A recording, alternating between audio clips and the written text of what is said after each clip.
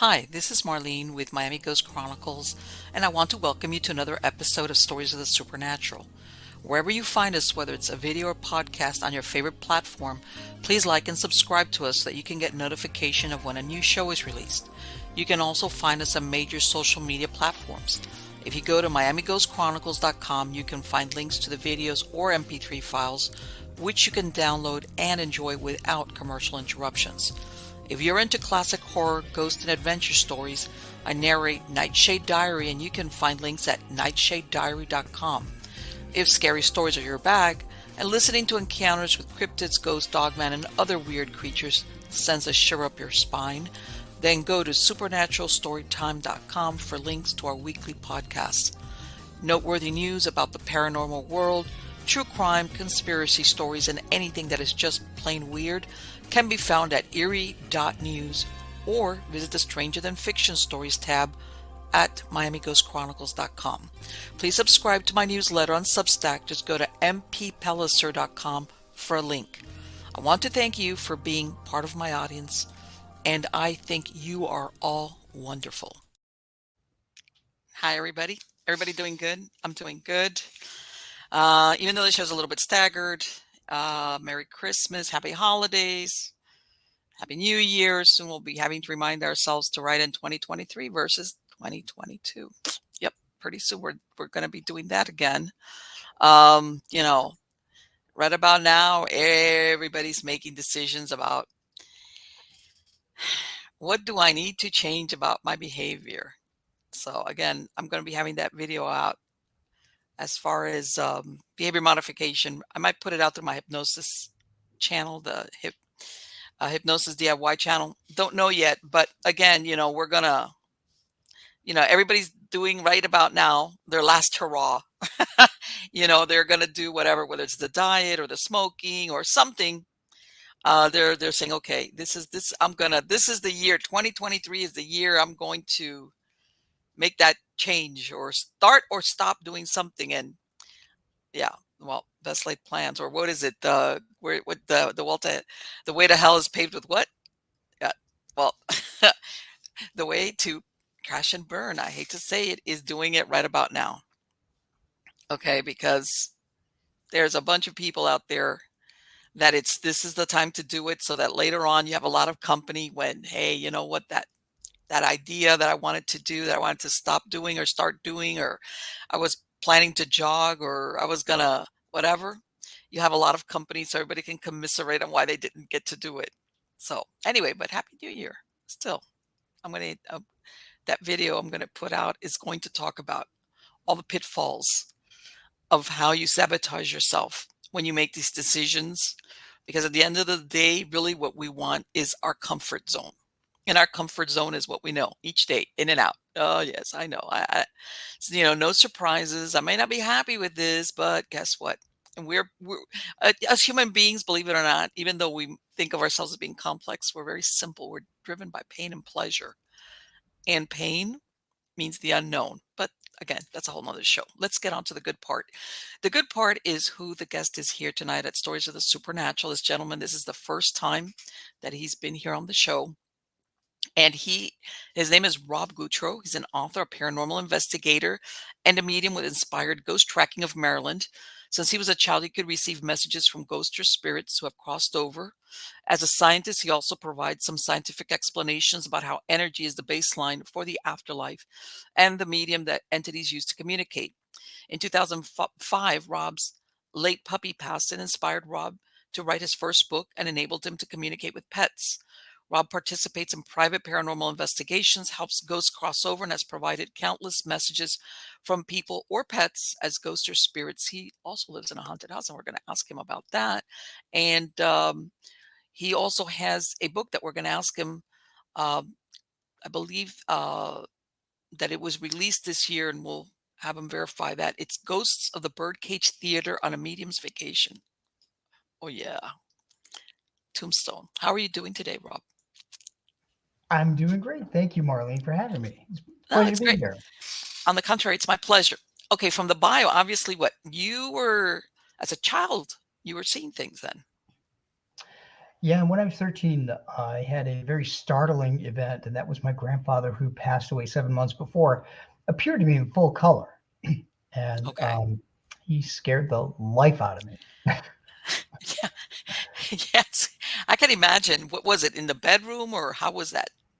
So my my brothers and my parents were both out. It was in July, and I was home with the family dog. I was just sitting in the kitchen. I was sketching my superheroes that I used to do when I was a teenager. And Mhm. 2 rooms away, I could see into our living room. And suddenly, there's in the dark of night. It's probably about 8 o'clock or 9 o'clock at night in the summertime. So everything's dark, and suddenly there was a light that started coming together in the center of the room, and then I just kept staring at it, transfixed. And in seconds, he appeared in full color. And I Wow. didn't give him any time because I grabbed that dog and I ran out that door as fast You're as I like, could. "Sorry, I'm out of here." Right? Yeah, that's funny. But, people don't realize that even if it's a loved one, sometimes it's like, "I know you're dead, so what are you doing here?" Yeah, exactly. And I was 13. I had no idea. Um, but Marlene, it turned out that when my parents came home, I told them, and my mother wasn't surprised because Mhm. she had the ability that she never used, and Okay. my grandfather himself that passed had the ability. Really? And that was her dad? It was her dad, yeah. So, but Okay. that was all kept secret from everybody in the family. Okay, the family secret, right. Yeah, people don't realize that a while back, there was kind of, in a way, a kind of a stigma, like you might be looked at as being odd, you know, if it got around that, not like now, in other words. Right now, it's now I call it my superpower, like a Right. superhero. Yeah, But exactly, exactly. And but people don't realize, because I've spoken to other people that had, even as children, they were being, they were having instances of psychic abilities, and some of their parents were adamant, like, no, don't talk about it. And I said, you know what? Sometimes you might think, why is that parent being cruel? But I think back then, parents were trying to keep their kid, like, I don't want you to get picked on. I don't want you to be known as that kid. Maybe they went around it in the bad way, but sometimes the intentions were like, you don't want to be known as the weird kid, the odd kid, because yeah, that could be an unusual thing. I had a friend of mine, as a matter of fact, that this is how they realized their grandfather passed away. He wasn't ill, and he was in another country. hmm, Same thing. She was a teenager. She said she was in her house. She said that there was a hallway in the house where the bedroom's off. And she says all of a sudden she saw him cross from, like, two bedrooms have the same doorway. Saw him yeah, cross from across the hallway from one bedroom to the other. She said he was very distinctive because he was tall and he always wore a cowboy hat. One of those things wherever he went, his cowboy hat. She said she just saw him, like, but it was impossible because he was living in another country. sure. And Wow. I think that night, later that day or something, they got a call that he had died. But she says that she was like, she didn't get scared because she said she saw it. It was like, hey, that's grandpa. And he's going from one room to the other. And of course, she said she walked and there was nobody in the other room, like where he walked. But it was, it's impossible because he's not even in the same country. But she Yeah, knew it was absolutely. him. She knew it was him. So yeah, sometimes I've heard of those last minute things where, yeah, that visitation, where they're like, almost like, I want to say bye, kind of thing. So what happened after that? Well, I buried it really. Okay. I I decided to. My mother just said that she didn't use it, so I figured, okay, well, I won't either. So I went on with life. I went to college. I got a job. I started a career, and I didn't think about it until 1997 when I went back to school for another degree in meteorology. Mm-hmm. And this references what you said in the intro. That was when I lived in a house that was haunted, Okay. and I had got to figure it out because I was renting a room. It was a 2 bedroom small house in Bowling Green, Kentucky, and the other roommate was what his parents had bought the house so that he could live off campus and Okay. get a roommate.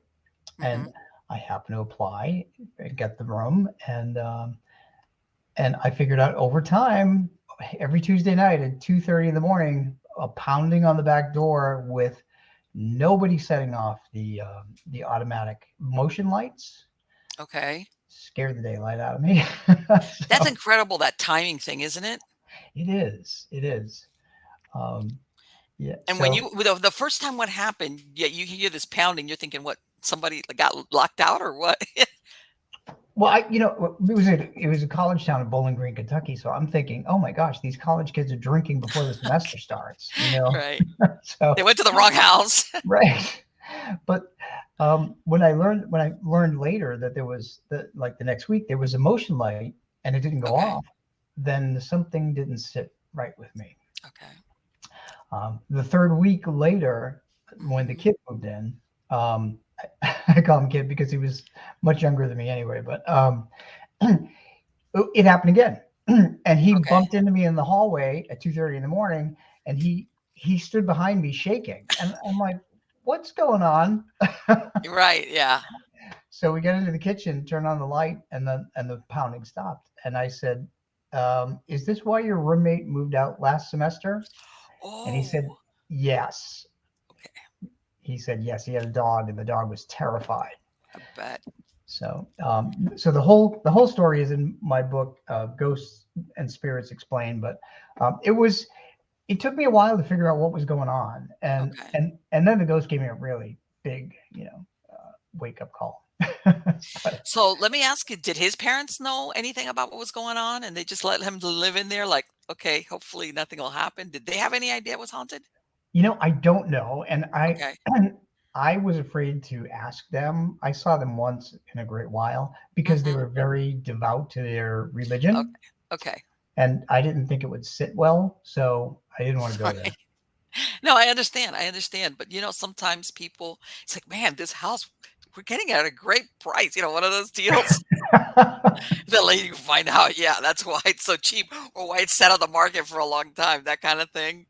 You have a lot of people that find out, oh, it was haunted. Yeah, but it had sat like 6 months on the market and the price was substantially lower. It's like, that's a good hint, usually. So do they Then have they're to disclose? termites. Do they have to disclose that in Miami, in Florida? In Florida, I know that it's by state. I think it's like, each state has a real estate board, Hmm. that regulates. I can't remember. I know in some states they have to. I know in some states they have to. I think in Florida is if the person asks. In other words, Okay. if and from what I've seen, because when I sold this my last house before I moved out here like 2 years ago, Hmm. what the real estate agents do is they give you like uh a questionnaire. Didn't have anything about haunting, but about certain things. Do you know if the house has this? Do you have the house has that? I was like, yes, no, or I don't know. All right. And I think a lot of the agencies now, I don't know about the haunting thing, but they ask certain questions just to protect themselves. Hmm.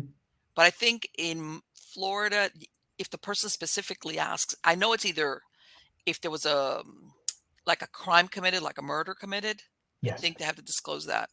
Yeah. And I know in other states, even if the person doesn't ask the potential buyer, you have to say, well, by the way, this house, either a crime was committed here or it's known, has a reputation for being haunted. And I hate to say it, but in some cases, there's people out there that want this. You know that, right? That they're Good looking luck for. with them.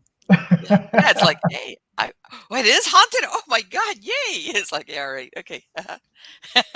But yes, I know that each state has different, because I've heard of people in Florida that after the fact they have found out that Hmm. they've had like murders committed, people being killed in the house, and they didn't find out till after the sale, and it was like, hey, you didn't ask, so we didn't tell you. And in other words, and they couldn't get out of the sale. In other words, so yeah. Yeah. So one of the cases that I went on in with my paranormal group that you mentioned, Inspired Ghost Tracking, Hmm. was a case that I called the double murder ghost investigation. Okay. Because as it turned out, we were just called because a family of five, I think, two parents and three kids, were Hmm. experiencing shadow figures and sheets being pulled off the bed Okay. and chills and all kinds of weird things. And we went in there, and nobody knew anything about the history of the house. Okay. And myself and another medium wound up communicating with two women, All one right. older, one younger, and we learned through I ghosts will share their pain of death with me, Okay. which is really awful. um, Let me ask you something. Do you see it visually? I mean, do you see it or do you experience it as in, how can I say it? Because I've heard of mediums sometimes actually mhm. feeling whatever happened to them. How do you get that message? Good question. Many different ways, actually. So I don't usually see them visually. I see them in my head, um, Yes. and I bring a book with me, so I sketch them out. Oh, wow. Okay. And my that goes all the way back to my superhero drawings as a kid. It came in handy. Okay. Okay. Yeah. I'm lucky if I get stick figures to look good. I mean, I'm like that. But anyway, go ahead. So you'll in my books you'll see sketches of ghosts that I did, Ah, okay. Okay. Okay. That's um, excellent. and in quite a few cases they've been matched up to actual photographs of people that lived. That freaks me out, but um, Yes. regardless, in the case files of inspired ghost tracking book, the whole investigation is in there with like 30 other investigations. But Hmm. we learned the two women were brutally murdered in the home Okay. in various ways, which were after we gave our, we were going through and identifying all these things, Hmm. and they were recording what we were saying. We later found out that the police report verified every single thing that we Were they killed experienced at the same time or in separate two different at crimes? the same time. Okay. Yeah, yeah, by one man that was renting a room in the basement. Did they catch him? Yeah, he's doing double life in Double life. Okay. Western Maryland now. Were they stuck there because of the way they were So killed or what?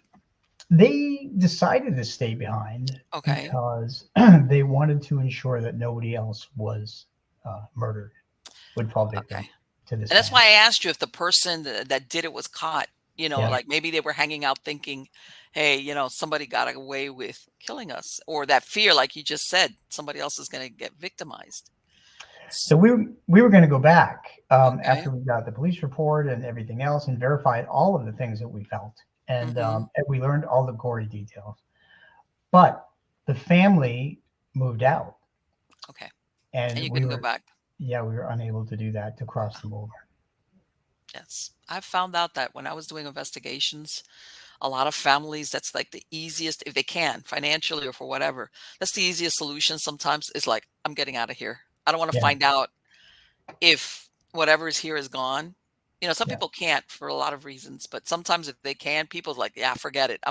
You know, I can never go back to the state of mind. How can I say it? You almost like PTSD, you get ghost PTSD Really? Yeah, yeah, absolutely. because people just like, even when a group goes in, they still are thinking. And then the thing is, every little sound, even if it's not paranormal in origin, they'll Yeah. be like, did you hear that? Oh my God. What was that? Yeah. That's a hard, Oh, I that'll go wear through you that in down. my own house, even though there is no ghost in my own house. Oh, yeah, you know what? Every once in a while, I hear something, but I live in like in a rural area, and I've got like large, like really huge trees, and where it's like, okay, yeah, all right, I can't like, but yeah, I know what you mean. I have, and I don't know if it happens to you. I'll be asleep, and you know how in your mind, what are the normal noises that your house Mhm. makes. Yeah. But if I hear something weird, I will get right up. It will wake me up. It'll bring me enough that my all of a sudden I'm not deep asleep. I'm like, wait to see if it repeats itself. Like I guess I think everybody has that, but when you get that hyper vigilance going on, Hmm. but that's why I'm saying I think a lot of people sometimes that they move out of a place because they realize, man, I'm thinking everything is the ghost coming back to get me. Because it sounds like that was a pretty active house that you just described there. Yeah, it was a very active house, and they really wanted to make sure that those children were protected, and that's why they kept trying to get through to them. But And did this family know that crime had been committed there? no, they didn't. Ah, that's another No. thing. That's another Yeah. thing. There's a lot of people that's like, oh man, you'll get people that they'll disclose it. They don't care. They're like, oh, especially if it's a good price. But there's other people that's like, nah, I'll pass on the on that house. Like, whatever. Even if there's no haunting, they just like. But Yeah. so when were you able to? I guess for lack of a better word, were you able to cross them over, or you just never were able to get back at all? Yeah, we couldn't get back in. Yeah. And honestly, when we were actually asked them when we were Mm-hmm. doing the investigation if they wanted to cross over, and they said absolutely not. They Really wanted to stay and protect whoever stays in that house. So we knew it interesting. was going to take another return, but we Right, never right, had right, that right, right. opportunity. To Yeah. like, yeah, yeah. That's a good motivation for you know that you would think that that's incredible that sometimes people will linger. So in other words, they were aware that they had were dead. Hmm. It's just that they Yeah. wanted to protect anybody that moved in there. Yes. That's Absolutely. but you hear of these hauntings where the person or the spirit really is not aware that they've passed on and they're trying to like carry on. And it's like, yeah, hey, did you missed that memo about the that you're dead part? So let me ask you that. So when you were working that with that group, is that what you would do? You were the psychic in the group? I was the medium. I was one of the mediums. There Okay, there yeah, were I'm sorry. I know there were people. two. I've told it there's a psychic and there's a medium, two different things. Yeah, and well, maybe I take a minute. So I like to explain psychics' gifts as different from mine because I can media as a medium, I just can communicate with people and pets who passed, Okay, and I've even become known as a pet medium because I do readings on the okay, weekends.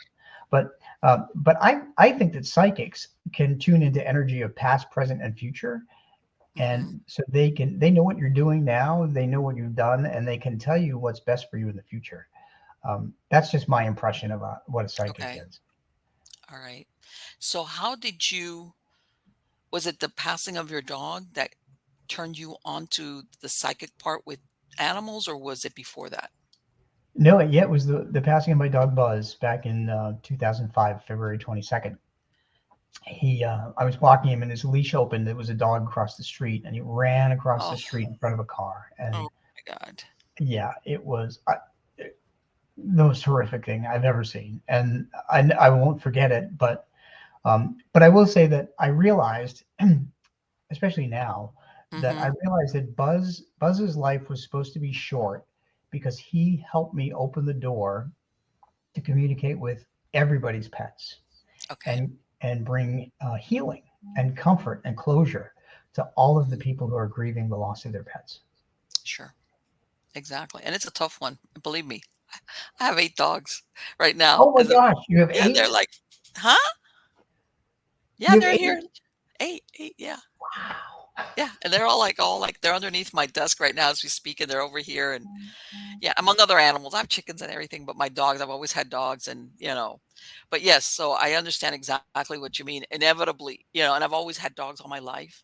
And, you lose dogs one way or the other, they get sick or they just age out. Um, Yeah. but yes, I know exactly what you mean as far as that it's a difficult thing. But yeah. So when after that happened, what happened? Did Buzz come and visit you or?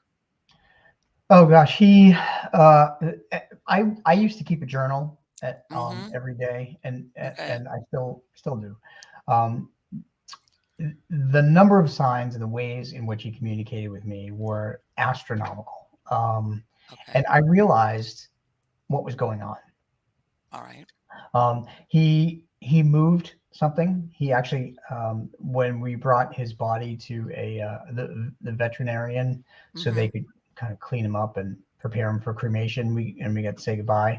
Um, Okay. a couple of friends joined me, and we were in the parking lot behind the vet, and there was a couple of trash cans, and one of the trash can lids actually popped about 4 feet off into the air, Wow.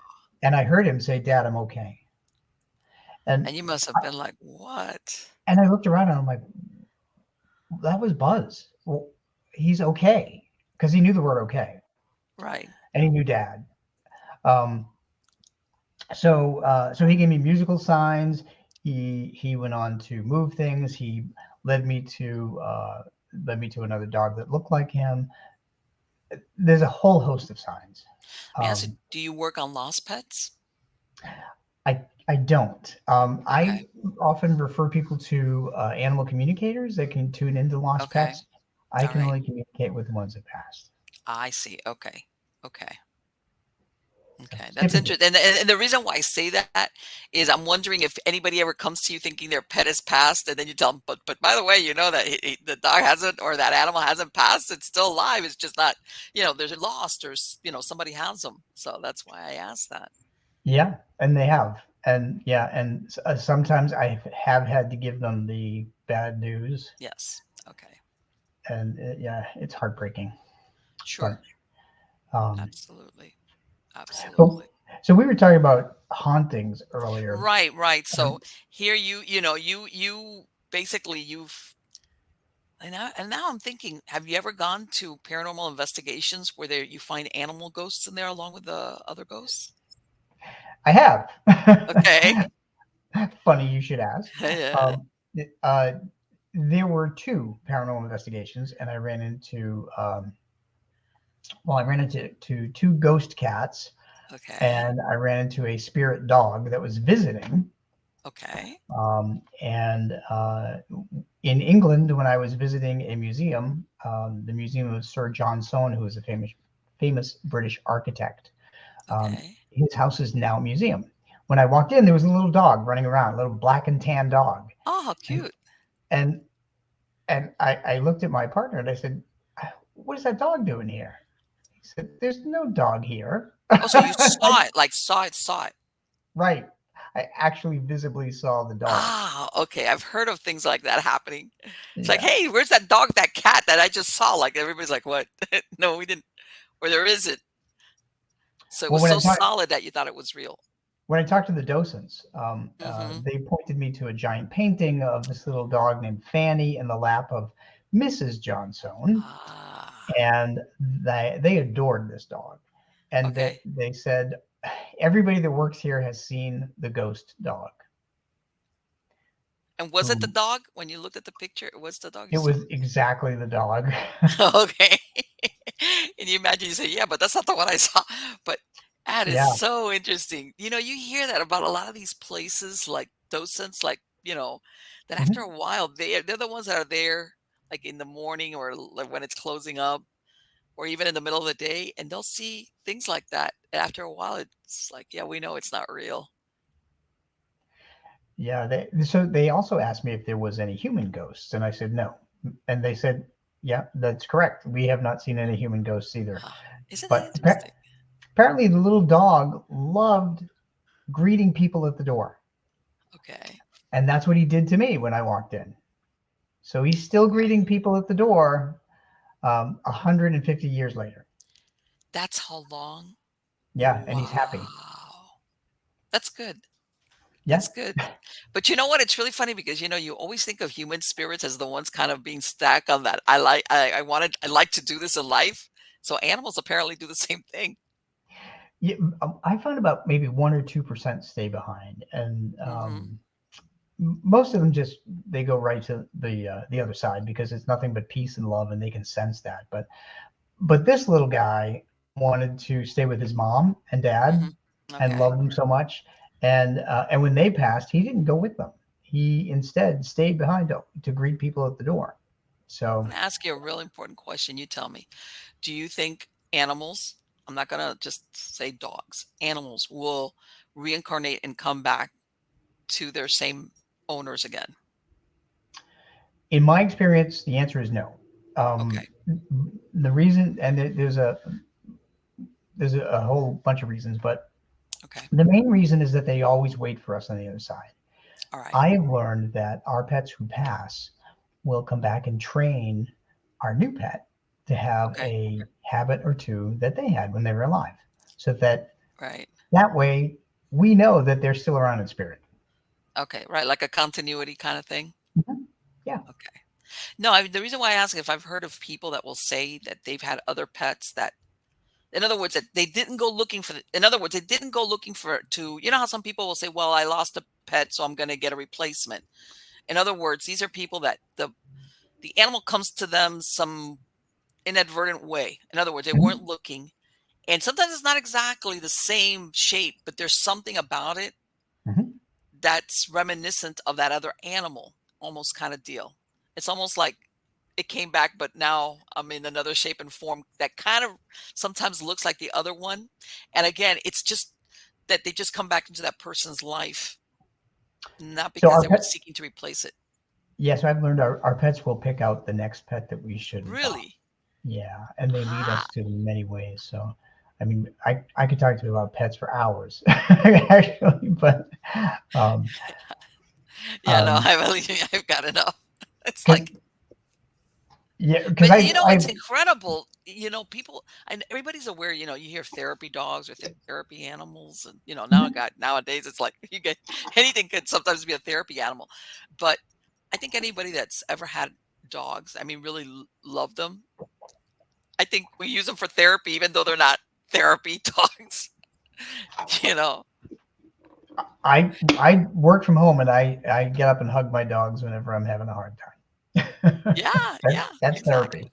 Yeah, of course. Mine, it's like they're like, yeah, I mean, I have a couple sleep on the bed and the others will go into the, you know, everybody's around here and if I open the door, let them out, you know, but I come back in, everybody runs out and then comes back and looks at me like, we're not going outside unless you come outside too, you know, that kind of Yeah, thing. And then yeah. I say, okay, okay, I'm coming. You know, so I got to stand at the door. I go outside with them because otherwise they'll just, I got like an entourage that follows me around. So, yeah. Okay. It sounds like you know what we're talking about here. But Yeah, I yes, do. Yeah, yes, we have three dogs right there now. you go. Four in spirit, three here. Okay. All right. So yeah, that you know what that's like. That Yeah, I yeah, do. they're very much in tune with us, you know, physically, mentally, expressions, even stuff that we're our body language. They learn the language of our body very easily. That's how Hmm. they attenuate to that. So when you started doing these, let me ask you because you're based out of Maryland, right? Yes. Let me ask you, did you ever I'm hoping this is the right name, but there's this park, is it Lincoln Park? I heard there's a park out there that's supposed to be haunted because they've had a lot of either murders or bodies being dumped there. Did you ever do anything around that park or in that park? No, I have not. Oh Um, God, what is the name of that park? yeah, And it's a park that's been open for like a really long time. And oh, Marlene, I hate when this happens that I can't remember the name of thing. But that I yeah, that it's gotten that you know, and when you know when things get they say they're haunted doesn't mean they're actually haunted, but it's just because the notoriety of that things have happened there for a lot of years. You know, like people they've dumped bodies and sometimes it's years, like they'll find skeletal remains and things like that. And it's like they even have a lot of John and Jane Does again that they can't even, you know, identify who they are. sure But anyway, go ahead. kind of like what they're finding in Lake Mead now that it's drying up, Oh right? my God, have you seen that? I follow that thing on and off. And that's incredible that there was one gentleman who his dad fell off. He was boating out there, and I want to say it was in the 1960s. And they had he was skiing or something on the lake with another friend. They found the other guy was able didn't die, but him all this time they couldn't find his body. And you think Oh how my can they God. not? But I don't think people realize how big that lake is. Yeah. And he believes that one of the because basically what they found was the mandible, the skull, but it had fillings. And he's Hmm. thinking that that might be his dad. He has and they were, you know how they say, well, we think it's a man or a woman in this age range, and I Hmm. haven't followed up on it, but yes, I think that's very interesting that Lake Mead it's giving up its dead along along with everything else in there. Right. It's like, Yeah. what else are you gonna find in there? Yeah, it's like boats, planes. I hear down there. It's like, yeah, it's incredible. Well, in my day job as a meteorologist and a scientist, I use satellite imagery, so I've seen how far the lake has shrunk over time Yes, that's over the incredible. last 10 years. That is Yeah. incredible. Yeah, we had here in Florida, Lake Okeechobee is one of our big lakes, and I want to say Yes. like 5 or 6 years ago, we had like a dry spell where that is exactly that what was happening. The levels dropped, that they were finding things in there, but that was like a one time thing, and and again it went right back up. But and I've heard also that those radars, I mean, those, they're mapping out now. Like, what was it the other day? I was reading an article that out in Guatemala, they found, um, because of the satellite imagery, this Mhm. huge palace, like from the time of the Mayas, like a Mayan city that, of course, unless you see it from that perspective, you wouldn't know It that was, it's there. It's yeah, it was huge. hidden. I It's read hidden. that. Yeah. The complex is huge. I have to follow up on it and see. But yeah, I see that those satellites things, they're finding a lot of stuff that before, unless you happen to stumble over it in the jungle, like on foot, and even then, they really weren't aware how big, because sometimes these things have been covered up for hundreds of years. But Yeah. so anyway, getting back to w- now that you say that, how do you think the weather affects when there's a haunting? Because you hear some different versions of that, or does it, or not? Yeah, sure. So I think those old movies where they had lightning storms and a lot of ghostly activity Hmm. really actually were onto something because lightning is hotter than the surface of the sun at 10,000 degrees Fahrenheit.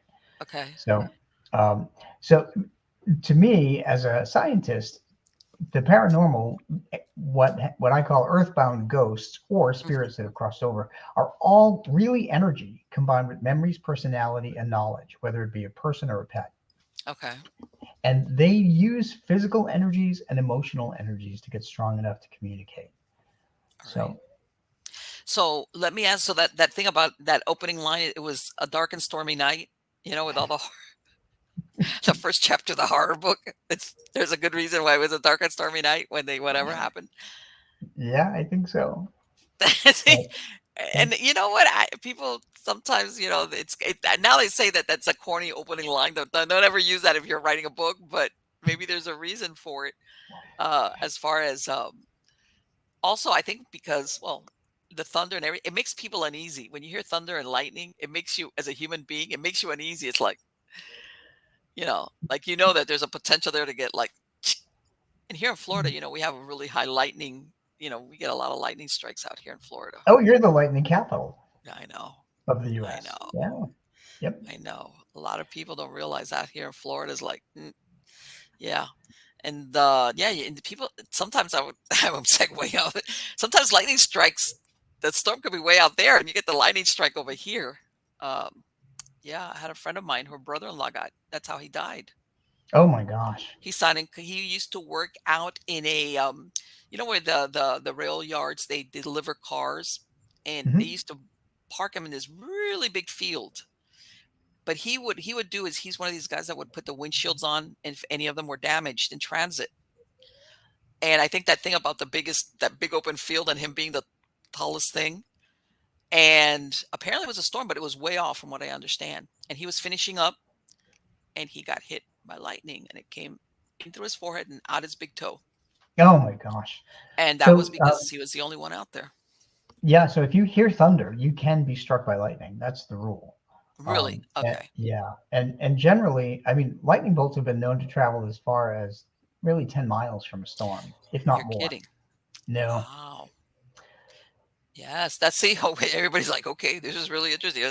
But yeah, people don't realize. Most people like think of the lightning as like when they can see it, when you can see Hmm. the lightning. But that's Hmm. that. So what happened when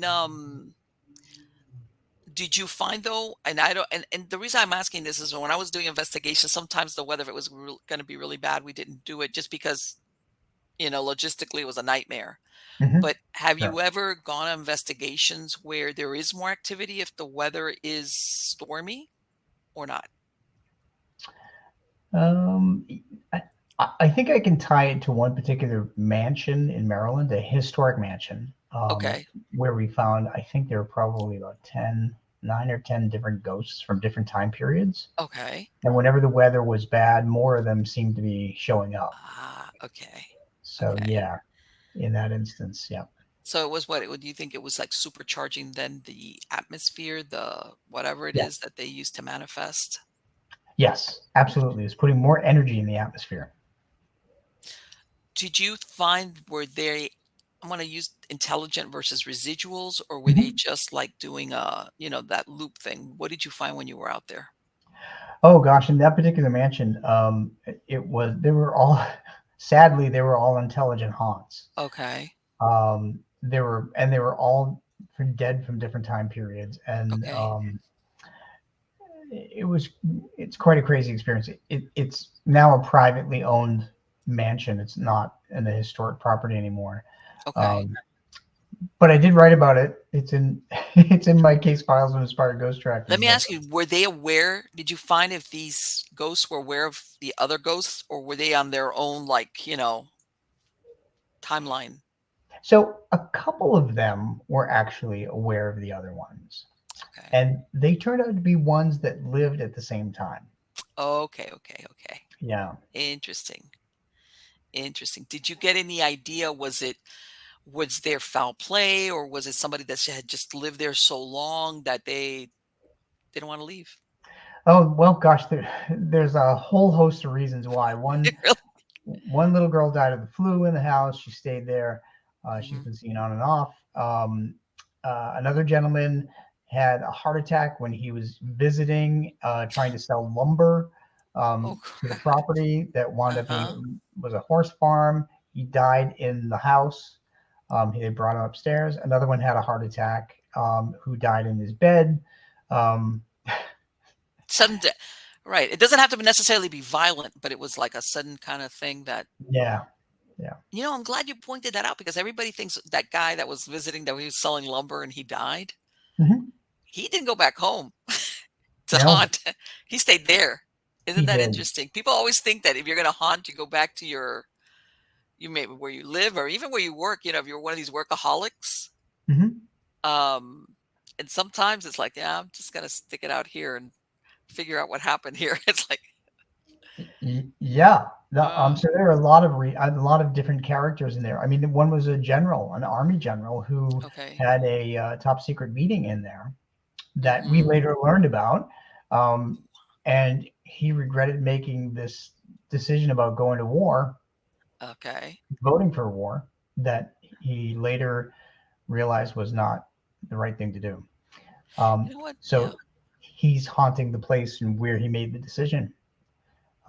So all kinds of you'll meet a whole host of different people in Right. that chapter, on the Maryland You Mansion know in what? that book. And I'm glad you pointed that out, Rob, because people always think of hauntings as being like a violent death or foul, but regret, I imagine, is a very Mm, strong tether for a spirit. yeah, Like what you just absolutely. described with, I mean, who doesn't have regrets, but something like a deep regret, like that maybe I made this one decision, especially when it affects others, that can tether somebody. Yeah, he felt responsible for tens of thousands of deaths. Yeah. Yeah, that kind of thing. That kind of Yeah. thing. Exactly.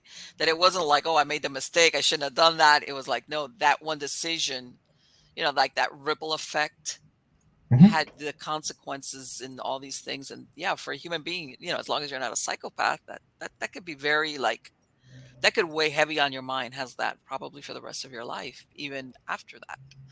Everybody Very wants much. to do the time travel, go back like, oh, if I would have done something different or if I would have made a different decision. That's a heavy thing to have on you. When you, let me ask you, when you were, I don't know, are you still doing the paranormal investigations now? We are, but they've kind of waned, because Okay. since COVID. Um, Yes. but we still do them. When you go out there, do you guys ever do first like a preliminary, like a scientific to verify, or do you just go in there cold, uh, looking for the paranormal activity? So the usually the team leader, Margaret Ehrlich, she asks people, Okay. a 2 hour questionnaire about Okay. Yes. everything and everything.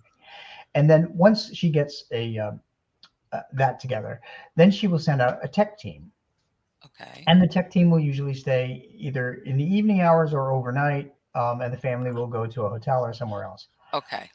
After the tech team does their thing, then the mediums go in without being told of what the tech team found, or the mediums are not told they're not even told the address until 1 hour before they're supposed to be there, because we don't want to know. And then the mediums go in, and then we compare notes with what the tech team got, and then we have a historian who looks back on the Who does history the of the research house. for you? Yeah. Great. Great. That helps to explain a lot. Have you ever gone an investigation that you think this is a bad idea? We should not have done this. Well, yeah. And sadly, it was somebody who really wanted to find a haunting in their house, Ah, and okay. and they had some.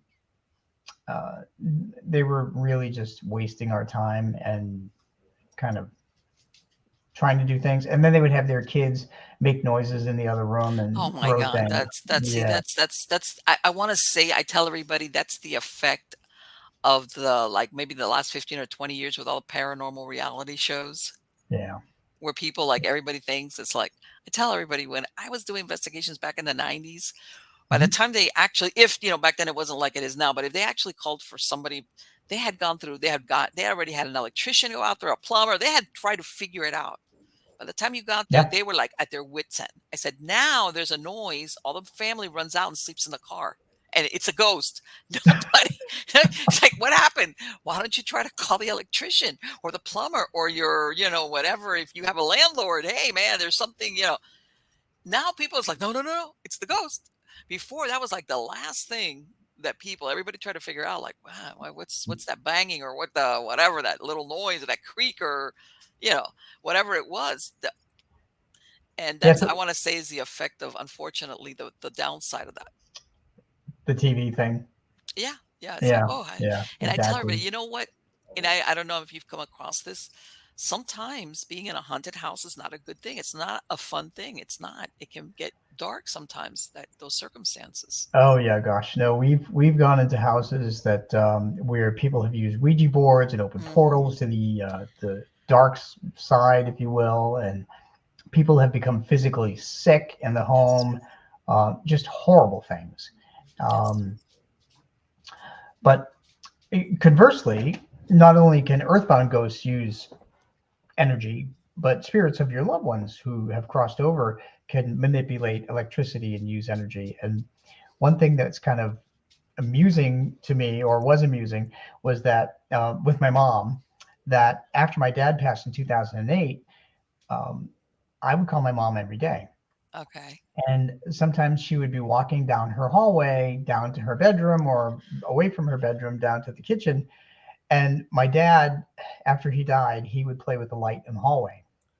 She had three electricians come out to that house and check the lights, and there's nothing wrong with them.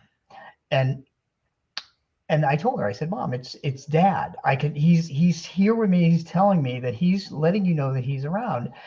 So later on, after that conversation, I would call my mom, and she'd pick up the phone, and she wouldn't even say hello. She'd be cussing my father out to tell him to stop playing with the light in the hallway.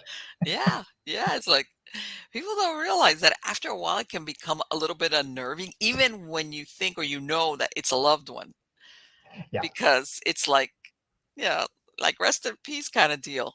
Maybe, and I think sometimes people, when the person is recently deceased, it's okay to get that reassurance. But Mhm. then after a while, it's like, all right, what are you still doing here? Like, bye, because it kind of feels funny sometimes. Like, what? Are you watching me when I go to the bathroom kind of thing? I know. People, people sometimes get a little bit wigged out with that, that kind of thing. Um, Well, I get a have you lot of ever had messages. anybody follow you home because in other words, since you're psychic and a Hmm. medium, that they want to communicate and you leave and they follow you home? Fortunately, no. Okay. And that is because I always try to protect myself after Okay. going to a place. And we actually have a piece of chocolate when we leave an investigation because it Mm-hmm. raises your endorphin levels and Okay. creates positive emotional energy that helps eradicate that. Excellent. Um, I had never heard of that. That is a great idea. Get an yeah. endorphin rush. That's great. We That is also great. plant a tree too on the property so that we drain our that negative energy through the tree back into the earth. Okay. So you ground yourself through the tree Mhm. as far as to dispel any. Because I tell people sometimes people don't realize that if you have an entity there that's really desperate to communicate, Mhm. they will, zone in, especially if there's somebody that thinks they're going to be able to hear them or see them or anything. Like there is like I'm gonna stick with you. Like I need to tell you whatever it is. It might be something really like not unusual, but to them it is. Like in other words, you know how they say your perception is your reality.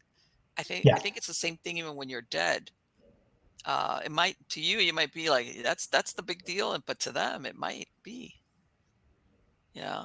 Like, yeah, that jewelry, it's in the box behind yeah, that kind right. of thing. So we wound up talking about a lot of the cases from the case files and probably ghost tracking, and that you reminded me of one other case in that particular Okay. book, um, that with an attachment. There was a woman who called us and said that she and her husband were seeing a shadow figure in their Okay. bedroom, and she was kind of wigged out by it. It was she wasn't scared, but she was wigged out by it. We didn't know what was going on. Mhm. We weren't told. The mediums weren't told. But when we got there, um, I brought my dog, one of my dogs, because they thought the spirit of one of their dogs, was visiting. And as it Okay. turned out, our dog proved that. Our dog Okay. did the same exact motions that their dog used to do when their dog came in from the outside. Okay. But only the husband was home at the time when we were there. When the wife came home, it was a different story. Ooh. There was a ghost, a female ghost attached to her. And I call this in my book, I call it the case of the burned ghost, Okay. because suddenly I felt my head get hot. Um, I saw this image of a woman with a gold earring melted into her ear. Oh. Um, she told me that she was in an explosion I in was a gonna car. say, man, that must have been that's all it takes a lot of heat to do that. Yeah. Um, so, and it turned out so, and the other medium, Troy, was also getting the same thing. He didn't get the visual, but that someone was on fire. Okay. And so, and we were comparing notes, and we were both getting similar things. And we asked the woman, we said, "Does this mean anything to you?" And she said, "Well, I'm the nurse at a burn unit in a hospital, and when I described the melted earring, she knew exactly who that woman was." Oh, wow. And we were able to, so she was just astounded, and she said she just died in my burn unit last week or 2 weeks ago, and Okay. she called the hospital and got the woman's name, Okay. and we were able to cross her over. And then That later is incredible. we looked up her photograph in the Mhm. news. um, I didn't put her picture or her real name because that's for privacy reasons, but the Right. whole story is in there. um, but it was stunning that here's a woman who decided to stay earthbound as a ghost. Mhm. And the reason she did is because she told me this nurse gave her more love and attention in the short time she lived in the burn unit than she ever got the rest of her entire life. That's very sad. That is very It, sad. it, it was heartbreaking. And she said, I thought that this nurse could still help me from the other side. That's very but, I mean, as horrific as her death sounds, that's very Yeah. sad to think of somebody saying that, you're oh, wow. So that's why the attachment, like, I wanna stay with you because Yeah. I think you can help me even from the other side. And apparently she just lingered too long Mhm. in the hospital and Yes. got earth on. But she was in a car with other people, I guess, that exploded. Ooh. And I don't remember the details. They're in the story, Was she a but younger person or was she oh already gosh, yeah. she was very young. Okay. Yeah, she was very young. Yeah. Ah, okay. Okay. So that, yeah. Yeah, I mean, people sometimes I tell people, I've spoken to a lot of people that say, "You know what? When you work in hospitals, you'd be mhm. surprised. You got to be careful because you can get an attachment, especially if you're one of these very kind, caring persons, you I, know." I will tell you a funny story though. I was in a Yes. hospital because I like to end on a good, uplifting note. Yeah, yeah, yeah. When I was really developing my abilities after Buzz passed, I took a friend of mine to the hospital because he had an appointment with a doctor. and he needed a ride. So while he was sitting in the waiting room, I decided I was going to go downstairs and get a soda or a coffee or something. So I did, and then I came back up in the elevator. And as soon as I got in the elevator, there was a woman who was in her late 80s, and she was in a walker, and she was in a gown, and she had white hair, curly hair. She looked disheveled, and she was asking me where the way is out. So I said, "Well, we're going up," and I said, "You're going Yeah. in the wrong direction." I said, "But obviously you're a patient here." Well, the doors opened Uh-huh. and there were four people standing on ready to go on the elevator, and I turned and looked at them, and I looked back, and there was nobody in the elevator. The Oh, woman had disappeared. She was an earthbound ghost, and they thought I was out of my mind. hey, here's that wait, who's that guy talking to? Right? Yeah, you ever want to get an elevator and ride it alone? Just start doing that, and nobody we'll catch the next one, man. Just like be on your way. I thought they were going to tell me what floor the psychiatric ward was on. Yeah, Yeah. exactly. So That's yeah, I've heard of that happening. That um that that sometimes they'll see so lifelike, for lack of a better word, that they mistake them for living human beings. yeah. And then later on is like, or when you realize that you're the only, or that you do that turn Hmm. And then they're gone. and they're gone. It's like, what happened?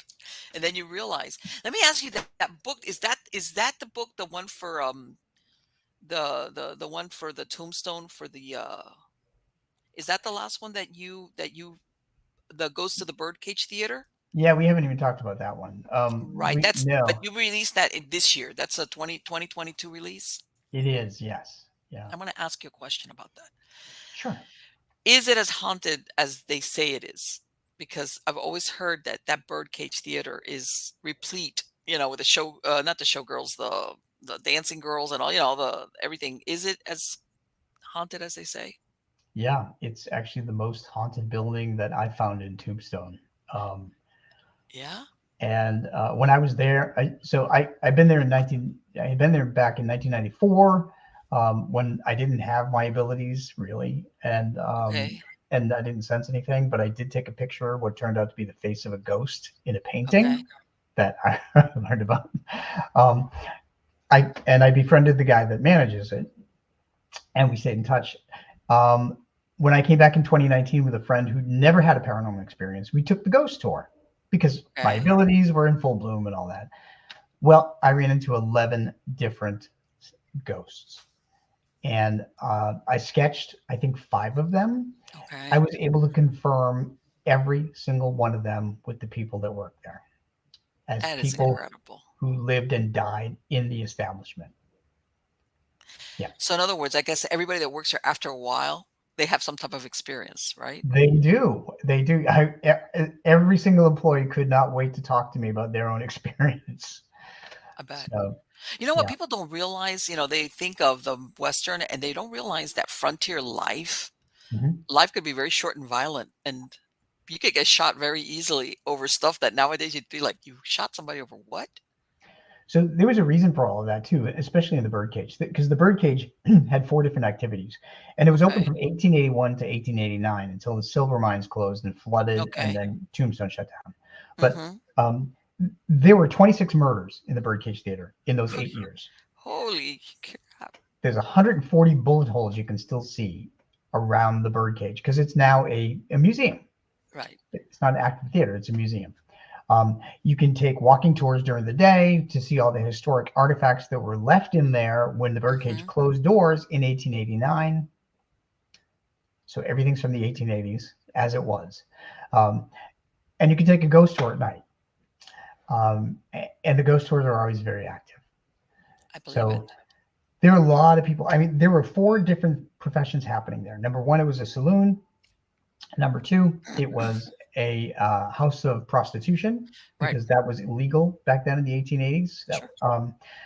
Number three, it was a working theater. And number four, it was a gambling den. Yeah. It, It's like it was the site of the longest poker game in history, according to Ripley's Believe It or Not. I'd heard of that. That people, and it's that, yeah, a lot of these frontier towns, exactly like what you said. They were usually they're either around a train depot if it was a stop, or mining. The mine, these mining camps. That's how they started out.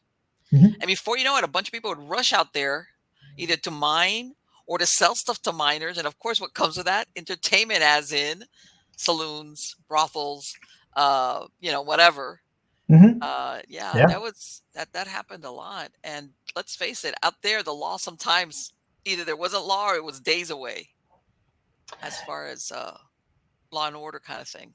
Yeah, and there were several of these people that are were shot in there or killed or died in there, shared their pain of death, and some of them were shocking to me because I experienced them and I didn't What know were what was they happening. mostly? Was it over like gambling, I guess disputes or over the girl? Because I know sometimes a lot of these, men usually outnumbered women in a lot of these towns a They lot. did, yeah. Was there any kind of like that love triangle thing going on there where people got shot? Oh, there were some arguments over some of the women that were there, but mostly the some of the ones that I ran into were men that were murdered because they cheated at cards. Ah, yes, of And course, of course. Like for yeah, that's the part where yeah, that was like a what was it? What was it that you stole a horse or you cheated at cards? Those were like shooting or hanging offenses. yeah, and the most shocking one was when I moved in from the lobby into the area where the theater is, and Uh-huh. I actually felt a bullet go into my throat, and I couldn't speak. I Really? and my friend was with me, and he was looking at me, trying to ask me what is happening, and I tried to motion to my throat, trying to tell Uh-huh. him that I was shot in the throat, and I could feel blood coming out of my throat. I could actually taste copper in my mouth, the coppery taste of blood. Wow. And I thought, what in the world is happening? Somebody died here. And this guy Uh-huh. told me that he died. He was shot in the throat. He was cheating at cards. He was trying to run for it. He gave me his name. And the Okay. docent came over, the tour guide, and she said, "Are you okay?" And I explained to her I'm a medium and they share pain of death and so forth. And I said, "Was now that I can speak barely?" I said, "Was there a guy that was shot in the throat right here?" And she said, "Yes." There you We go. have it Wow. documented that a man was shot in the throat here for cheating at cards, and he died right here. Because they have what is it? Isn't that where they also have that Boot Hill Cemetery? It is, yeah, Uh-huh. yeah. That's Yeah. so. Tombstone is the known for the OK Corral shootout, October Yes. 26th, 1881. I'm a big Wyatt Earp aficionado, Yes. which is how I got Yes. there in the first place. Uh-huh. Um, but for anybody who is fascinated with Western history or hauntings, or in the Old West, the Ghost of the Birdcage Theater was really a great, fun book for me to write. Okay. All right. It's because yeah, the ghost, but there's a lot of history there also as well. I mean, it's just not Yes, the ghost thing. yeah, and it's part of my On a Medium's Vacation series. So I have Really? another Oh, one. because you're doing this. That's great. So, Yeah. and you encounter, and the reason why I asked that, Rob, is that, sometimes some of these historical places, basically, after a while, when you go there, Mhm. it's that maybe once upon a time there was haunted, but by then, all it's got, the ghosts have moved on, and all it's Right. got is like the reputation, in other words. That's why I asked you, is it really as haunted as they say it is? Yeah, it is. So when I was there, I had 11 encounters with 11 ghosts, and then when I went back this past summer in May, Hmm. I was there for 4 days doing a book signing event. Okay. Um, and of course, I got contacted by some of I think three or four of the same ghosts that were still Okay. there, doing the same old thing, including this guy who got shot in the throat, Jerome. Okay. Um, but I also met two other ones, Okay. um, and both of those were also documented hauntings and people Okay. who actually worked in the birdcage. So what I found is that sometimes, even though a place can be very haunted, Hmm. ghosts maintain their personality. So if they don't want to talk Yes. to you, they're not going to talk to you at a certain time. They may talk to you later if you come back again, it, right. depending on your mood and your energy and their energy and so forth. Um, so yeah, there's at least And you know what? And sometimes I think also, have you ever come across exactly like what you said? Certain places after a while, they kind of know who the ghosts are, the usual suspects. We know. Have you ever come across where you've communicated with somebody who just hasn't been documented? You know, that's maybe they were one of those midnight burials. We killed the guy and we buried him out in the desert somewhere, and nobody's the wiser. Like, what happened to Sam? Never saw Sam again. And come, of course, it was foul play. Have you ever come across something like that where you oh find sure. some? Okay, yeah, yeah. Yeah. Not everybody's. There's documentation like about so and so was murdered or hung or whatever. One of those things. Back then, it was like not like now. There's no DNA. It's like, yeah, yeah. It's last time I saw him, he was writing off. You know, N- Yeah, I wish that I could prove all of them, but sure. I know unfortunately sometimes I can't. it's difficult. People back then, it's not like now. You know, everything. Most people were anonymous. Yeah, that's True. That's true. We had no social media either. no. It's like, yeah, that guy, that tall guy, he said is like, and you were lucky if you knew the person's last name because True. Yeah. and even with these brothels, a lot of the girls that worked there would change their names Hmm. because that sometimes they didn't even want their family of origin to ever find out what they were doing. So they made up some, or their names were like kind of like, so they, you know how the starlets would make up new names, like to reflect their something a little bit more glamorous. So you had that too as well. Yeah, Yeah. Gold Dollar was the name of one of the women that worked Oh, you're there. kidding. No, What was Gold Dollar. Yeah. that is excellent. That is great. I love those stories because if you put that in a movie or something, somebody, oh, that's so over the top. And it's like, no, back then people would do stuff like that. They would absolutely do stuff like that. And the reason why I say that is that I wrote a book back in 2017, which was it was about the wicked ladies of the old west and the bad hombres they loved. And it Oh, was cool. and a lot of these women, back then, I hate to say it, women didn't have much of a how can I say choice, especially if Yeah. you were in a bad way. Yeah. And sometimes you had widows; their husband had been lost, and they had to feed their family somewhere. Other ones, they would send out these like they would advertise like if you were a farm girl and you were having a tough time out there and you were the maybe one of 10 siblings and somebody said easy money and you get nice dresses. A lot of times these girls would end up doing that lifestyle. um Yeah, I understand that Doc Holliday's once girlfriend, Big yes. Nose Kate, Hmm. wound up doing that.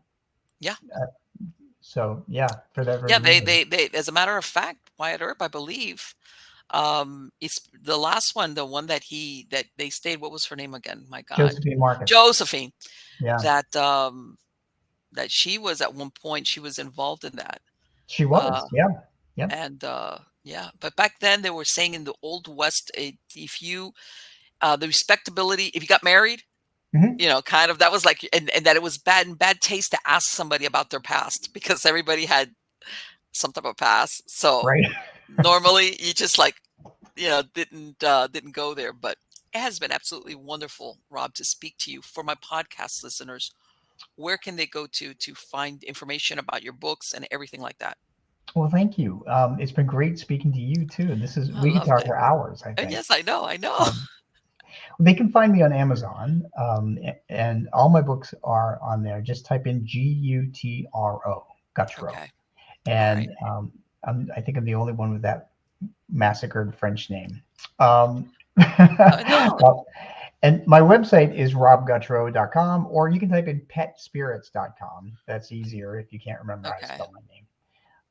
And you can find links to everything on there Let me too. ask you, do you do the readings for the pets remotely? Can people do it then remotely with you? I do. I only do them by email because it takes so much concentration to listen to a dog or Oh, cat. really? Okay, Yeah. okay. So I need their picture, their name, and questions. And right now I'm booking 11 months out. Wow. So if you want it in 2023, get in line. Right.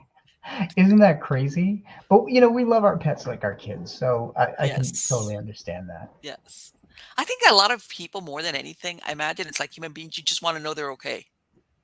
Yeah, absolutely. Yeah. And Marlene, I hope I can come back and talk to you about the ways that pets communicate from the afterlife Yes. because I have so many great stories for Yes, yes, yes. "Hey, you guys." Shh, everybody's "Come here. Hey, you." Yeah, I had, God, I can't believe, it's gonna be a year. I lost one of my I had one of those Applehead Chihuahuas, you. and, Oh, I mean, I have all my animals and my dogs, but since she was so small, she was my traveling companion, mhm. and, I mean, she went everywhere. She went to Times Square with me. I used to have this, SpongeBob SquarePants, like, carrier. Oh, that's So she went awesome. to Times Square. We went to Washington D.C. in front of the White House. She would go everywhere because she was so small that I would just stick her in there and take her with me. And I have pictures with her head sticking out. Like I even went into this restaurant across from Times Square, and she even like knew like to be quiet. And then I would just take like little pieces of food and just like pass them in there. And she didn't make a sound. I was like, man, and then I'm here like Times Square in front of the White House, and here's her name was Kwee. She would, with her head sticking out, and I lost her. It was a year in November. God, I Wow. can't believe that time goes by. Was it a no? And it's, I want to say that it's besides the animal, it's like with human beings, it's the memories we have with Yeah, them. yeah. I look at pictures of, like you said, when you go on vacation, do this, and she was in almost everything. 'Cause everywhere I go, she'd go with me, and it's hard sometimes because you have like this catalog of memories with that animal, Mhm. you know, that yeah, makes it very, very difficult. It's Well, like, they're yeah, they're especially around over the holidays, so everybody listening should keep an ear out, keep an eye out, and even watch your dreams because dreams are the easiest yes. way for them to communicate. Yes, of course, of course. Yeah, Again, thank you so much. Take care. Happy holidays, happy New yeah, Year, all those you good too. things, and I'm wishing you the best. Thank you. I look forward to chatting again. Absolutely, absolutely. Take care. Yeah. Bye bye. Bye bye. You know what? Uh, it's true. It's true. I mean, I've always been an animal lover ever since I was a kid. My earliest pictures when I was 2, 3, I had kittens. I was sitting. I always had some animal. It's one of those things that, I mean, there's a lot of people, how can I say it? There's people that like animals, but it's like, okay, there's others that tolerate, there's the haters, and there's the ones like me that it's like, yeah. Like I said, my earliest pictures, I think once I could walk was I had some type of animal with me. And like it wasn't like, yeah, my family like, but I was it wasn't like a how can I what's the it wasn't like a learned behavior like, oh, yeah, my family liked animals, but I remember I was the one that had I was the animal lover in the family, so yeah, and absolutely. I think that for all these, even though it's a more modern thing about the therapy dogs or the therapy goat or the therapy alligator, because now anything, I think long before that, animals, and I'm going to say dogs in this case, and cats, and any animal you have, they provide therapy. My chickens are my therapy sometimes. I go out there and, like I said, sometimes my husband will say, "What did you say?" And it's like, I'm talking to the chickens, okay? I'm talking to the chickens because that is, um, and I want to say that maybe I'm biased, but to me, anybody that I see that can be kind towards an animal or have empathy or kindness towards an animal, to me, that's usually a good person. The flip side of that is if I see anybody that is either cruel or indifferent, or it's like, there's something off about you.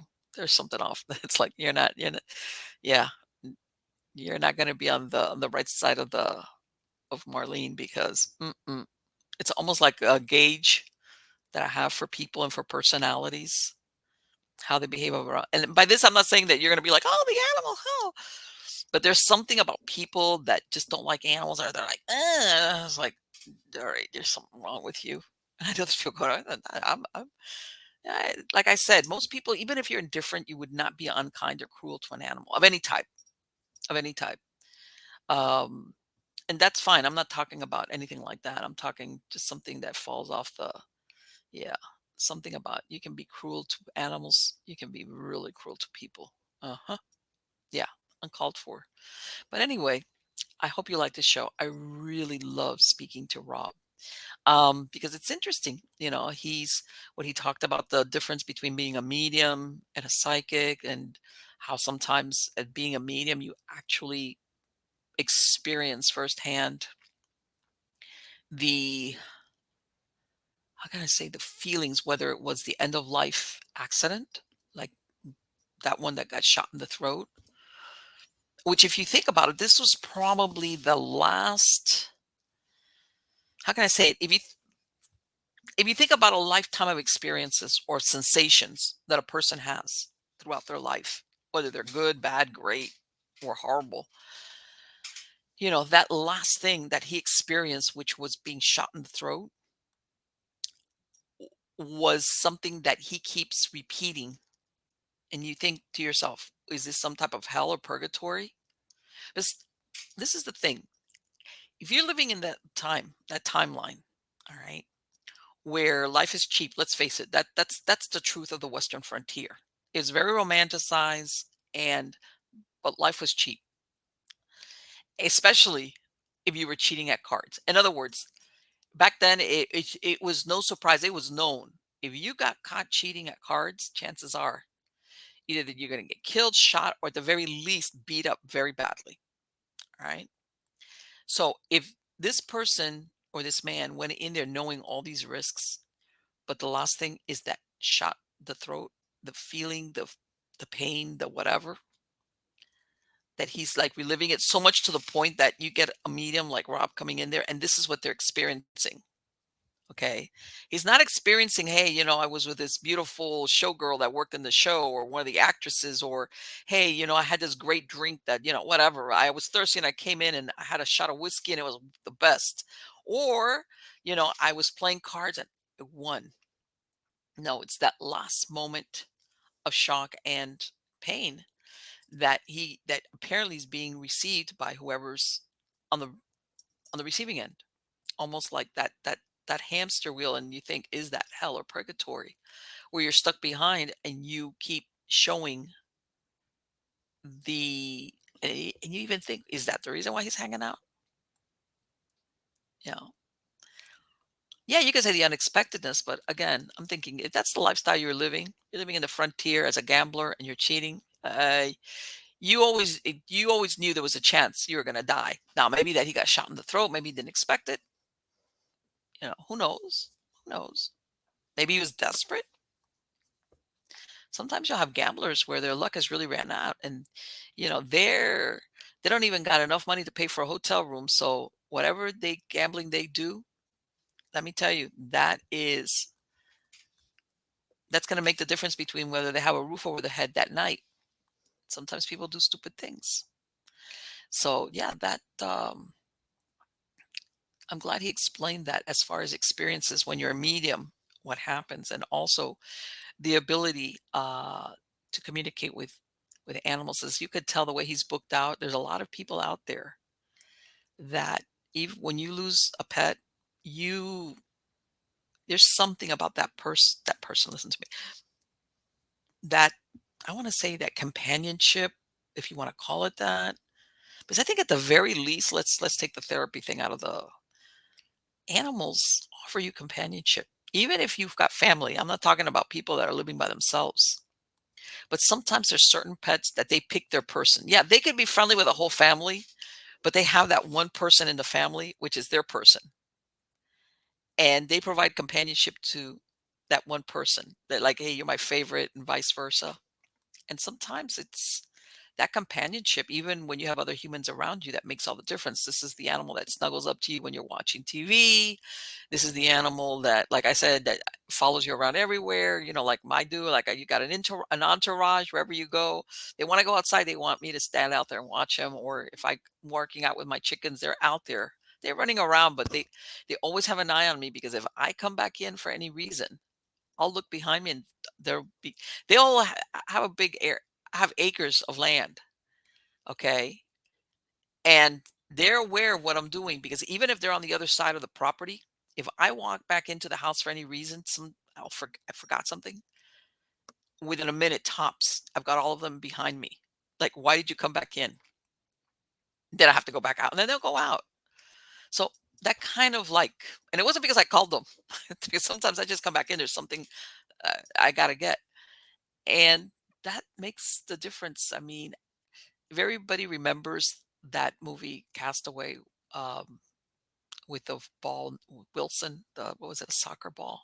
Tom Hanks plays the lead, and obviously, of course, he's cast away on an island. But I'm saying the point I'm trying to make is that we are hardwired to have some social interaction, even with it's an animal. And I'm talking here even with the introvert, the person that if you left them to their own thoughts and their own devices, they'd be just fine. Even the introverts, they need that companionship, that something with that other. If it's not another human being, it's a living animal that gets you, and you get them.